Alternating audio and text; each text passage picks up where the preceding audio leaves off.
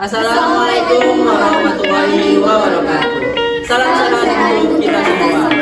Kami mahasiswa Poltekkes Kemenkes RI Padang jurusan Kesehatan Lingkungan akan menampilkan contoh dari video pelayanan kesehatan lingkungan di Puskesmas untuk penyakit keracunan makanan. Kesehatan lingkungan merupakan upaya pencegahan gangguan kesehatan dari faktor risiko lingkungan untuk mewujudkan kualitas lingkungan yang sehat, baik dari aspek fisik, kimia, biologi maupun sosial, serta untuk meningkatkan derajat kesehatan.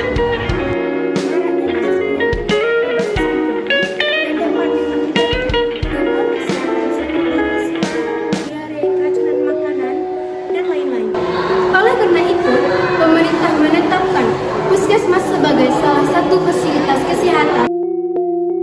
Berdasarkan Permenkes nomor 13 tahun 2015 tentang penyelenggaraan pelayanan kesehatan lingkungan, pelayanan kesehatan lingkungan adalah kegiatan atau serangkaian kegiatan yang bertujuan untuk mewujudkan kualitas lingkungan yang sehat baik dari aspek fisik, kimia, biologi, dan maupun sosial guna untuk mencegah gangguan lainnya yang dapat diakibatkan oleh faktor risiko lingkungan. Konseling adalah hubungan komunikasi antara tenaga kesehatan lingkungan dengan pasien yang bertujuan untuk mengenali dan memecahkan masalah kesehatan lingkungan yang dihadapi.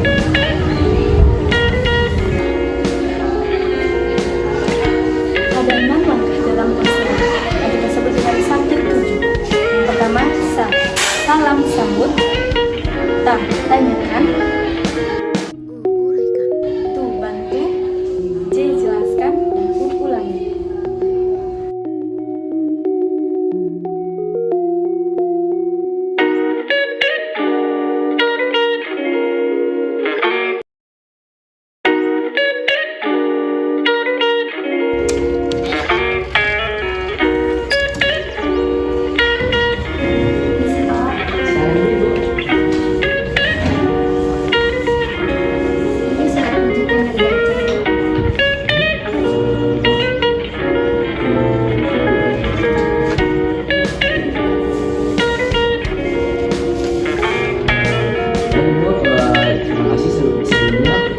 Saya Rami Hidayat, petugas sanitarian di Puskesmas ini. Terima kasih kepada Ibu telah menyempatkan diri berkunjung di Puskesmas ini. Sebenarnya di sini Ibu berdasarkan surat rujukan Ibu mengalami keracunan makanan. Kalau boleh saya tahu, dari kapan Ibu merasakan keluhan Ibu? Semalam, Pak. Dari semalam. Bisa Ibu ceritakan apa yang Ibu rasakan? Kemarin saya mengalami mual, muntah, pusing, sakit kepala, Pak. Mual, muntah, pusing, sakit kepala.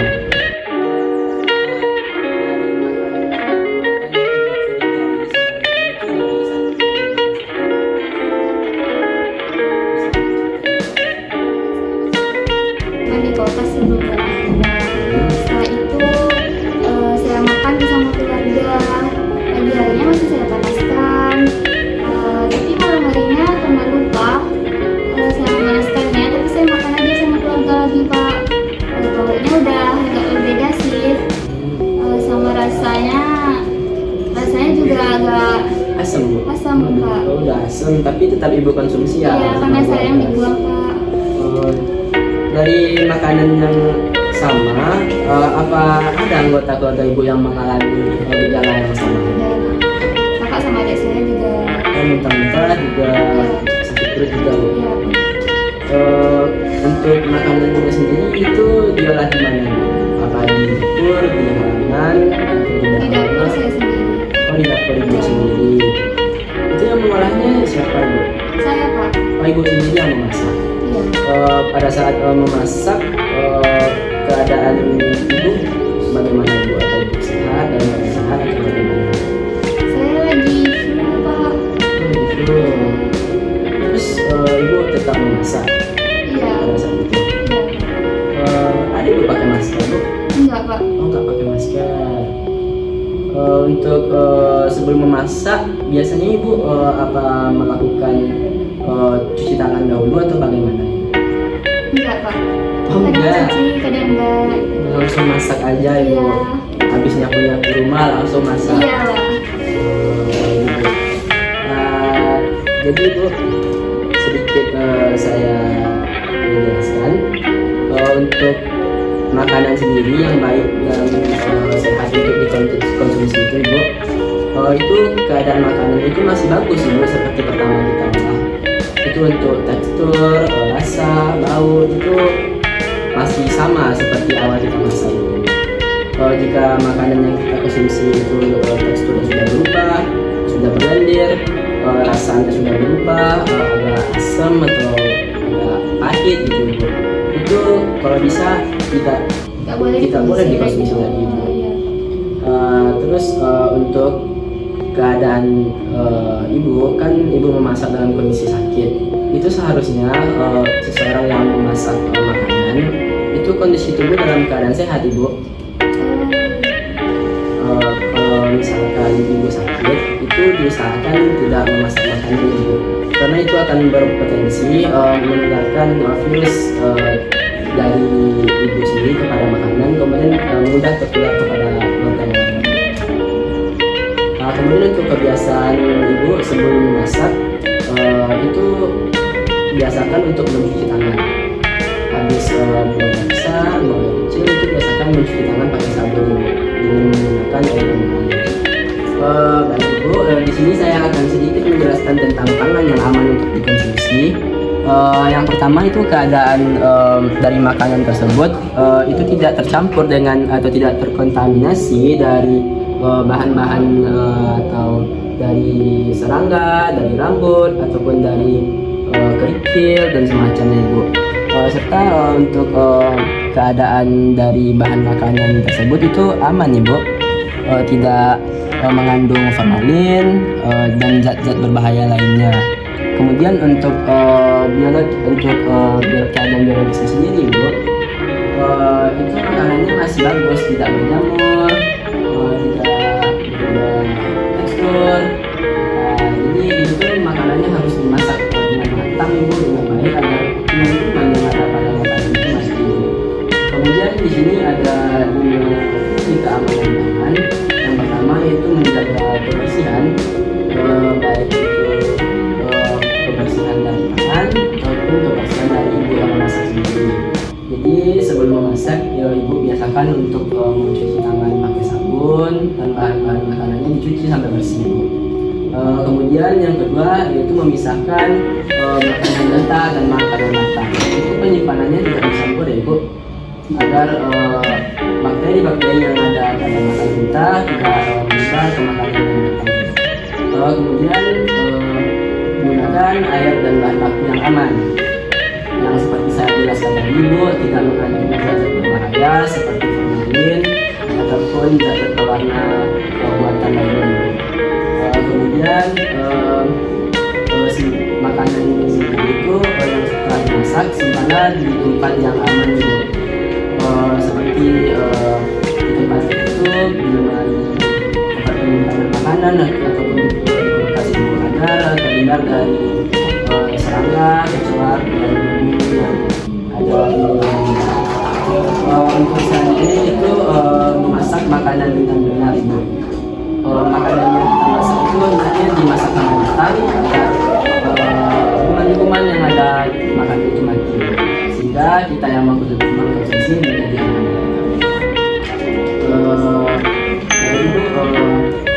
Jadi itu untuk pembelajaran mungkin bisa ibu bawa agar ibu bisa lebih paham.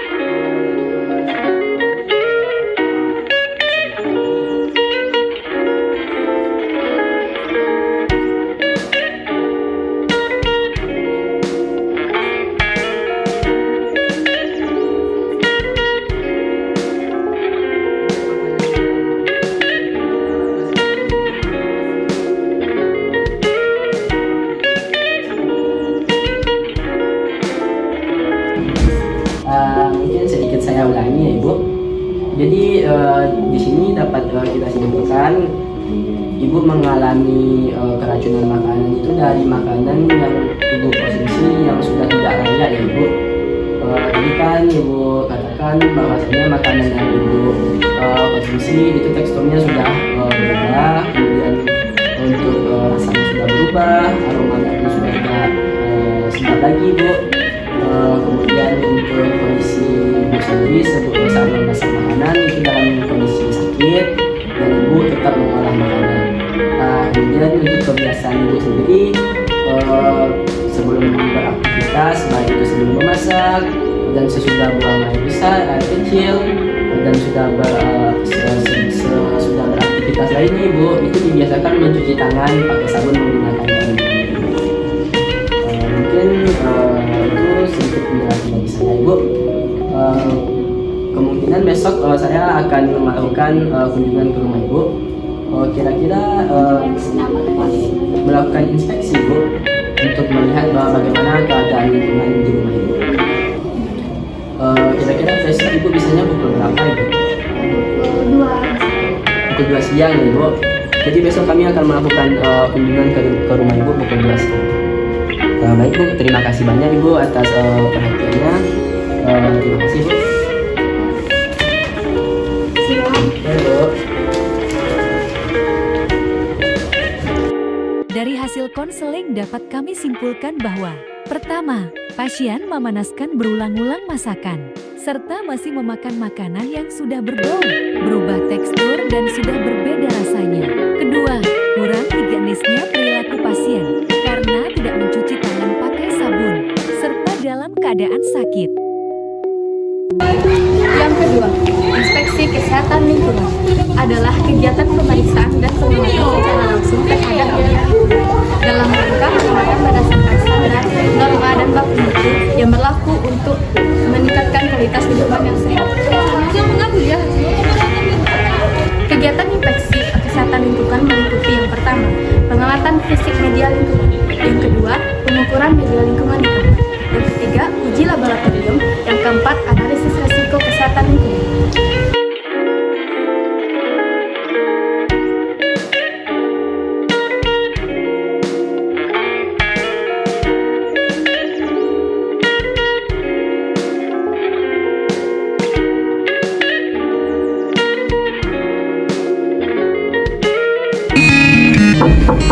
Assalamualaikum. Assalamualaikum. Waalaikumsalam. Benar dengan Ibu lagi Bu? Iya benar. Kami dari tenaga sanitarian Puskesmas ingin melakukan kunjungan Bu. Ya. Sesuai dengan perjanjian kemarin Bu, kunjungan pemeriksaan rumah dan lingkungannya Bu. Oh iya, silakan masuk. Terima kasih Bu. Assalamualaikum.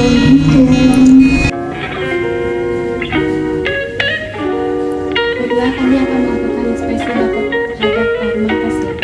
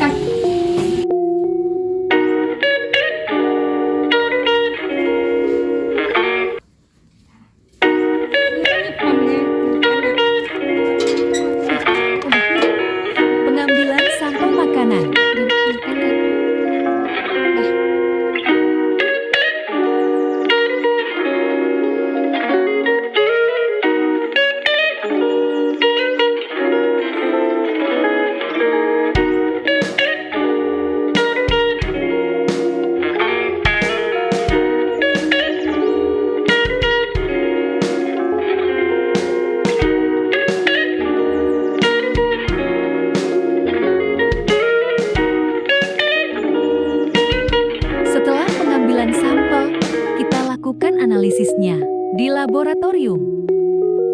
Baik Ibu, setelah kami melihat kondisi rumah Ibu, untuk sumber air bersih Ibu sudah memenuhi syarat dan kondisi fisiknya sudah memenuhi syarat, yaitu tidak terdapat bau, tidak mewarna dan berasa. Lalu setelah itu untuk saluran pembuangan air limbahnya kemarin septikan, itu sudah. Lalu untuk namun terdapat masalah Ibu pada tempat pembuangan sampah, yaitu sebaiknya terdapat pembeda antara sampah anorganik dan organik. Sampah anorganik Ibu tahu kan Bu? Apa kurang tahu Bu? Sampah anorganik itu seperti sampah plastik, kertas, dan kalau organik itu sampah dapur, ya. Lalu untuk penyimpanan alat dan bahan makanan itu sudah memenuhi syarat. Untuk pencucian alat dan bahan juga sudah memenuhi syarat karena menggunakan air mengalir ya Bu ya. Ya, namun untuk masakan tersebut Ibu mengonsumsinya lebih dari 4 jam ya Bu ya? Ya, saya panaskan berulang-ulang Bu. Saat dipanaskan tersebut apakah terdapat sudah berbeda rasa Bu? Panaskan untuk pertama kalinya itu belum. Yang malamnya saya panaskan lagi, rasanya agak berbeda. Jadi saya masih konsumsi karena saya dibuang. Ya, nah di situ masalahnya Bu, karena ketika makanan sudah terdapat perubahan rasa, berbentuk dan warna, berarti makanan tersebut sudah tidak layak untuk dikonsumsi. Untuk saat memasak itu Ibu tidak mesti tangan ya Bu? Jarang ya? Jarang. Ditambah saya lihat sebenarnya Ibu panjangnya jauh. Jadi karena kuman-kuman yang ada di kuku, tambah dengan Ibu yang mencuci tangan, dapat menyebabkan kuman-kuman yang ada di tangan, di kuku dapat masuk ke makanan kita Bu. Jadi itu juga dapat memicu keracunan makanan kita. Lalu untuk di sini dapat kita ambil kesimpulan bahwasanya penyebab dari keracunan makanannya itu lingkungan, tempat sampah, dan sebagainya ya Bu ya. Lalu perilaku Ibu sendiri, jarang cuci tangan, tidak memotong kuku. Ini bisa kalian ambil kesimpulan bahwa dari hasil kunjungan kita pada siang hari ini yang menyebabkan kasus keracunan makanan tersebut yaitu lingkungan Ibu yang kurang bersih, yaitu tidak terdapat pembeda antara sampah anorganik dan sampah organik. Lalu perilaku hidup bersih Ibu sendiri Bu, yaitu jarang cuci tangan, kuku panjang, ya. Lalu makanan yang kita cegah itu yang mulai kemarin ya Ibu ya, yang karena Ibu panaskan berulang-ulang walaupun sudah terdapat perbedaan rasa. Ya. Nah, setelah kita lakukan kunjungan ini, kemungkinan besar akan kami adakan penyuluhan Ibu tentang kasus dari keracunan makanan ini agar tidak ada lagi masyarakat yang mengalami kasus keracunan makanan untuk kehidupan kita bersama. Jadi Ibu, terima kasih Ibu atas waktunya Ibu. Terima kasih atas kunjungan berjumpa Ibu. Terima kasih Bu.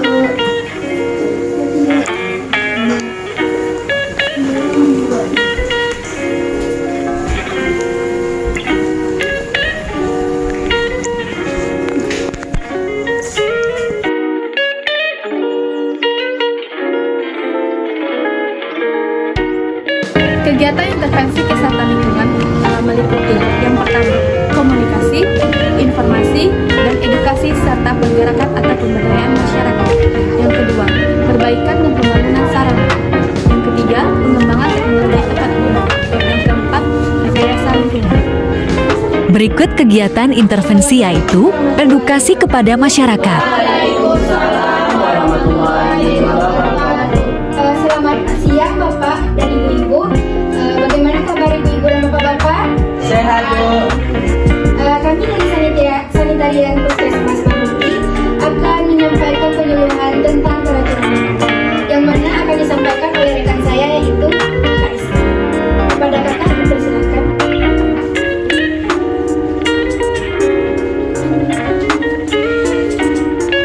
Baiklah,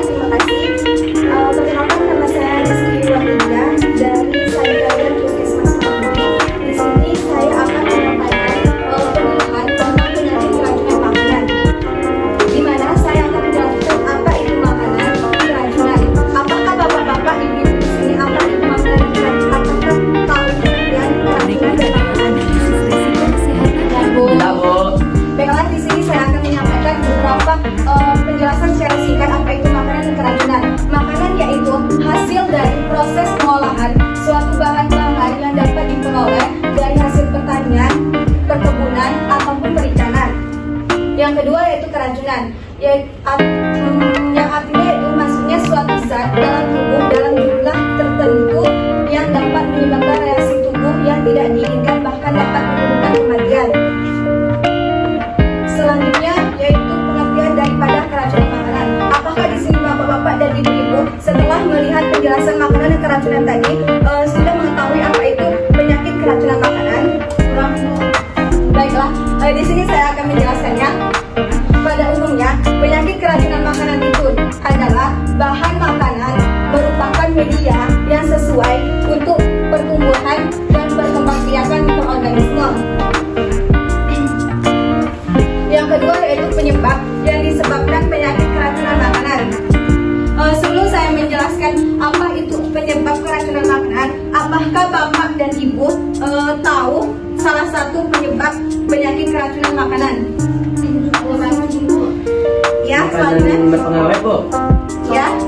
Ada lagi? Ya, Bu. Jamur, Bu. Ya, bisa. Jamur berkenawan. Bisa. Ya. Baiklah, kalau tidak, saya akan menjelaskan penyebab dari penyakit keracunan makanan secara kimiawi, secara biologis, yaitu yang pertama secara kimiawi. Terdapatnya bahan kimia beracun dalam makanan. Keracunan tersebut dapat berasal dari bahan kimia pertanian yang sengaja dipergunakan untuk kegiatan produksi, misalnya pestisida, timah, merkuri, dan kadmium. Yang kedua yaitu keracunan makanan secara biologis. Keracunan makanan secara biologi karena memakan tumbuhan yang mengandung substansi yang terdapat secara alami dan bersifat membahayakan, misalnya cendawan yang beracun dan singkong. Selanjutnya keracunan makanan karena mikroorganisme. Mikroorganisme ini apakah bapak-bapak dan ibu tahu apa itu mikroorganisme? Tidak tahu. Mikroorganisme itu seperti bakteri, virus, dan alga-alga yang bisa mencemari atau yang mengkontaminasi makanan. Yang disebabkan oleh orang yang menangani atau mengolah makanan tidak menjaga kebersihan ketika memasak atau mengolah makanan sehingga makanan terkontaminasi. Yang bagian B yaitu lingkungan atau area dan peralatan, adanya debu di ruangan tempat menyimpan bahan makanan, peralatan masak kotor. C. Bahan makanan. Bahan makanan yang mengandung bakteri penyebab keracunan pada saat dibawa ke dapur atau bakteri dapat masuk ke bahan makanan karena kegagalan pengolahan selama persiapan. Baiklah, selanjutnya saya akan menayangkan atau menampilkan sebuah fakta tentang keracunan makanan. Di sini bisa kita lihat keracunan makanan itu disebabkan oleh pengambilan makanan atau minuman yang tercemar. Punca-punca atau penyebab keracunan makanan itu yang pertama bakteri atau racun, biasa disebut toksin dan virus. Yang kedua, bahan kimia seperti racun serangga dan racun rumpai. Yang ketiga, tumbuhan dan hasil laut beracun seperti ulat, cendawan, dan hasil laut bercangkerang. Selanjutnya itu di sini ada gejala-gejalanya. Gejalanya pertama yaitu merasa keletihan, yang kedua muntah, yang ketiga rasa loya, yang keempat cirit-cirit, yang kelima sakit kepala, yang keenam sakit perut. Dan selanjutnya untuk mengatasi langkah-langkah berwaspada supaya kita tidak terkena penyakit keracunan, yang pertama selalu senantiasa menjaga kebersihan tangan, melakukan CTPS di rumah sebelum melakukan aktivitas atau sesudah melakukan aktivitas. Yang selanjutnya asingkan makanan mentah dan yang telah dimasak. Yang ketiga, masak dengan sempurna. Yang keempat, simpan makanan pada suhu yang bersesuaian. Dan yang kelima terakhir yaitu pilih restoran bersih jika makan di luar. Yang langkah selanjutnya, kalau kita terkena penyakit keracunan, tentunya kita akan mengambil langkah jika mengalami keracunan. Langkah yang pertama yaitu segera ke klinik atau puskesmas maupun rumah sakit untuk mendapatkan rawatan dan ikut nasihat dokter. Yang kedua, simpan makanan yang disyaki untuk siasatan oleh pegawai berkuasa atau untuk dilakukan penyidikan oleh orang yang berkuasa seperti polisi atau orang PPNSLH. Yang ketiga yaitu pastikan tiada orang lain makan makanan tersebut. Yang keempat yaitu maklumkan dengan segera kepada pejabat kebersihan daerah yang terdekat. Baiklah, selanjutnya sebelum saya menyampaikan atau mengajukan atau peserta Bapak atau Ibu yang ingin bertanya, saya akan menyampaikan 4 hal yang dapat dilakukan dalam intervensi. Yang pertama yaitu mengedukasi masyarakat, menginformasikan kepada masyarakat, dan penyuluhan serta pemberdayaan masyarakat. Yang kedua yaitu perbaikan dan pembangunan sarana. Yang ketiga yaitu pengembangan teknologi tepat guna. Dan yang keempat yaitu rekayasa lingkungan, di mana mengedukasi masyarakat, menginformasikan kepada masyarakat serta penyuluhan dan pemberdayaan masyarakat tadi. Contohnya itu penyuluhan yang telah saya sampaikan kepada Bapak Ibu tadi. Yang kedua yaitu perbaikan dan pembangunan sarana. Perbaikan dan pembangunan sarana yaitu contohnya yang pertama yaitu pembuangan air limbah, pembuangan sampah, pembuangan air bersih, dan pembuangan kesehatan lingkungan lainnya. Di sini apakah Bapak dan Ibu ingin bertanya sebelum saya melanjutkan penjelasan tersebut? Tanya Bu. Ya, silakan. Dari yang Ibu sampaikan ada tadi teknologi tepat guna. Ya. Itu tuh bagaimana dan contohnya seperti apa ya Bu? Teknologi tepat guna ini berkaitan dengan sarana pembuangan air limbah tadi, sarana pembuangan sampah, sarana air bersih, dan sarana pembuangan kesehatan lingkungan lainnya. Di antaranya yaitu contohnya pada penyakit keracunan makanan, pembuatan alat cuci tangan dengan material baku berguna untuk selalu mencuci tangan sebelum melakukan kegiatan maupun sesudah kegiatan. Apakah Ibu sudah paham? Sekian kegiatan intervensi yang kami lakukan. Terima kasih. Mohon maaf atas kekurangan kami pada saat menampilkan video.